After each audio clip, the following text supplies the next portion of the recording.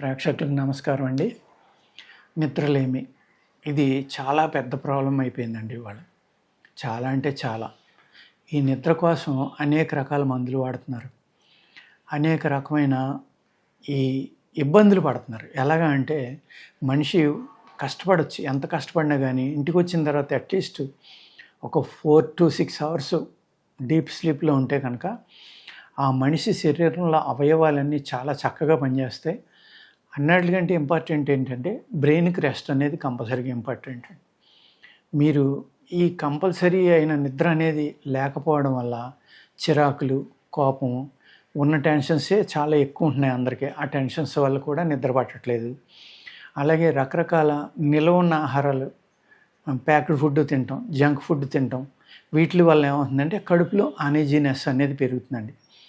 Suppose మనం చాలామంది ఏం చేస్తున్నారంటే హై ప్రోటీన్ ఉన్న ఫుడ్ తినాలని సోయా లాంటివి, పన్నీర్ లాంటివి, లేకపోతే డ్రై ఫ్రూట్స్ ఈ కంపల్సరీగా రోజుకి ఒకసారి 2 సార్లు తింటున్నారండి. అవి తిన్నప్పుడు ఏం చేస్తారంటే మీరు వాటర్ ఎక్కువగా తాగాలండి. రోజులో మీరు సపోజ్ 2 లీటర్లు మీరు రోజు తాగుతున్నారనుకోండి, ఈ చపాతీ కానీ ఎన్వి కానీ ఎక్కువ తినటం, ఇలా పన్నీర్ లాంటివి తినటం, సోయా ఫుడ్ తినటం, లేకపోతే డ్రై ఫ్రూట్స్ హై ప్రోటీన్ ఉన్న ఫుడ్స్ తినటం, ఎగ్ వైట్లు కానీ ఇలాగ ఎన్నో రకాలు హై ఫైబర్ కానీ హై ప్రోటీన్ కానీ ఉన్న ఆహారం తీసుకున్నప్పుడు మీరు ఆ రోజు కంపల్సరీగా ఇంకొక 1 లీటర్ ఎక్స్ట్రా తీసుకోండి. తీసుకుంటే ఏమవుతుందంటే ఈ కడుపులో చిరాకు అనేది లేకుండా, వేడి లేకుండా నిద్ర పట్టడానికి అవకాశం ఉన్నదండి. ఫస్ట్ థింగ్ అది.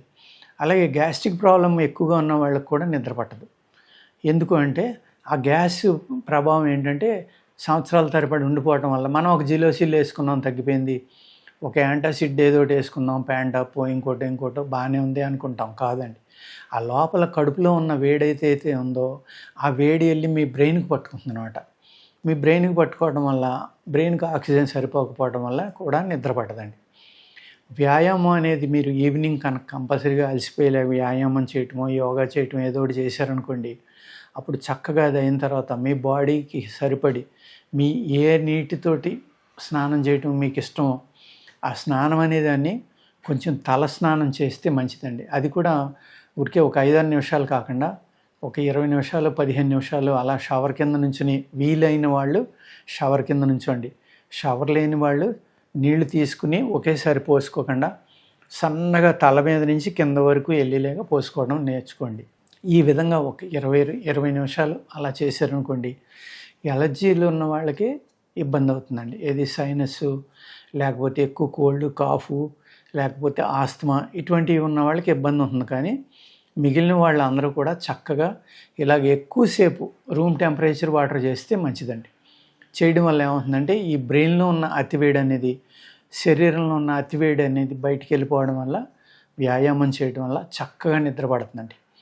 ఎంతసేపు నిద్ర పట్టట్లేదని మనం మందుల మీద ఆధారపడి కన్నా శరీరంలో నిద్ర పట్టకపోవడానికి కారణాలు ఏదో మీరు తెలుసుకుని దాన్ని సరి చేసుకోవడానికి ప్రయత్నిస్తే మందులతోటి పని లేకుండా మీరు హ్యాపీగా నిద్రపోగలరండి. తర్వాత ఇంకోటి ఏంటంటే టెన్షన్ వల్ల నిద్ర పట్టకపోవచ్చు. విపరీతమైన టెన్షన్స్ అంటే మన కెపాసిటీని మించి ఏదైనా ఒక వర్క్ చేయాలనుకున్నా, ఇంకోటి ఏదైనా చేయాలనుకున్నప్పుడు దానివల్ల మనలో టెన్షన్ అనేది విపరీతంగా పెరిగిపోతుంది. దానివల్ల కూడా నిద్రలేమనేది ఉందండి. నిద్ర చక్కగా పట్టాలి అంటే పిప్పలి మూలం అంటాం మనం. పిప్పళ్ళు ఉన్నాయి కదండి, ఈ పిప్పళ్ళ యొక్క వేరుని పిప్పలి మూలం అంటాం అన్నమాట. ఈ వేరు తీసుకోండి, జాగ్రత్తగా ఒకసారి నీళ్ళలో నానబెట్టి చక్కగా కడిగేయండి. ఎందుకంటే అది భూమిలోంచి తీసింది కాబట్టి దాని మీద ఫంగస్ కానీ, బ్యాక్టీరియా కానీ, ఇసుక రేణువులు కానీ లేకుండా దాన్ని శుభ్రం చేసుకోండి. శుభ్రం చేసుకుని ఎండలో జాగ్రత్తగా ఆరబెట్టుకుని దాన్ని చూర్ణం చేసుకుని దానికి సమానంగా మీరు బెల్లం కలుపుకోండి. దాంట్లో బెల్లం కలుపుకుని పడుకునే ముందర ఏం చేస్తారంటే ఒక గంటలో మీకు నిద్ర కావాలనుకోండి, మీరు ఒక తులం తినేసి మీరు పాలతోటి తీసుకోవచ్చు, నార్మల్గా తీసుకోవచ్చు. పాలతోటి తీసుకున్నప్పుడు ఏం చేస్తారంటే కొంచెం వేడి తక్కువ ఉన్న పాలలో కలుపుకోండి. వేడి ఎక్కువ ఉంటే ఏమవుతుందంటే ఆ పాలు ఇరిగిపోతాయి, పగిలిపోతాయి అంటాం కదా, పాడవుతాయి. అందుకు ఏం చేస్తారంటే పాలల్లో కలిపి తీసుకోండి. అదేవిధంగా కొద్దిగా గసగసాలని వేడివేడి మూకుటి అంటే బాగా వెచ్చబడిన ఇనప మూకుడు కానీ, ఇనప గరిట్లో కానీ గసగసాలని లైట్గా చూర్ణం చేసి వేసుకుని వచ్చే పొగను కనుక పీలిస్తే కూడా నిద్ర పడుతుందండి. ఈ విధంగా మీరు నిద్రకి ఈ 2 రకాలు వాడుకుంటా వ్యాయామం అనేది చేసి నేను చెప్పినట్టుగా హెడ్ బాత్ కనుక ఎక్కువసేపు చేశారనుకోండి, అదే సపోజ్ మీకు ఇంట్లో బాత్ టబ్ ఉంది, చాలా చక్కగా మీకు అరేంజ్మెంట్ చేసుకున్నారు. అటువంటప్పుడు ఆ బాత్ టబ్లో మీరు ఇంతవరకు అంటే నడుం దగ్గర నుంచి ఇలాగా అరికాళ్ళు బయట పెట్టుకోండి, తల బయట పెట్టుకోండి, మిగిలిన బాడీ అంతా బాత్ టబ్లో ఉండేలాగా ఒక 15 to 20 minutes పడుకోండి. పడుకుంటే కనుక మీకు చక్కగా నిద్ర పట్టడానికి అవకాశం ఉందండి. అదేవిధంగా మా దగ్గర ఒక లేహ్యం ఉందండి, మంచి లేహ్యం అన్నమాట ఇది. ఇది మీకు నర్వస్ సిస్టాన్ని స్టిమ్యులేట్ చేస్తుంది, బ్రెయిన్ యొక్క శక్తిని పెంచుతుంది, కంటి చూపుని కూడా పెంచుతుందండి. అట్ ద సేమ్ టైము బ్రహ్మాండంగా నిద్రపోతారనమాట, చాలా చక్కగా నిద్రపడతారు. దీన్ని ధాతువృద్ధి లేహ్యం అంటామండి. షుగర్ ఉన్న వాళ్ళకి, షుగర్ లేని వాళ్ళకి కూడా 2 రకాలు ఉంటుంది ఇందులో. ఇది మీరు వాడుకుంటే కనుక 2-3 నెలలు మీరు చక్కగా నిద్రపోయి ఈ నిద్ర లేమి అనే దాని నుంచి బయటపడి ప్రశాంతంగా ఉండొచ్చు. అదేవిధంగా మీకు చాలా బలం కలుగుతుంది అనమాట ఇది తినటం వల్ల. బలం పెరుగుతుంది, ఇమ్యూనిటీ అద్భుతంగా పెరుగుతుంది, సేమ్ టైము నిద్ర కూడా చాలా చక్కగా పడుతుందండి. ఓకేనండి. ఈ నిద్రలేమి నుంచి బయటపడడం వల్ల ఏమవుతుందంటే మీ చిరాకులు తగ్గుతాయి.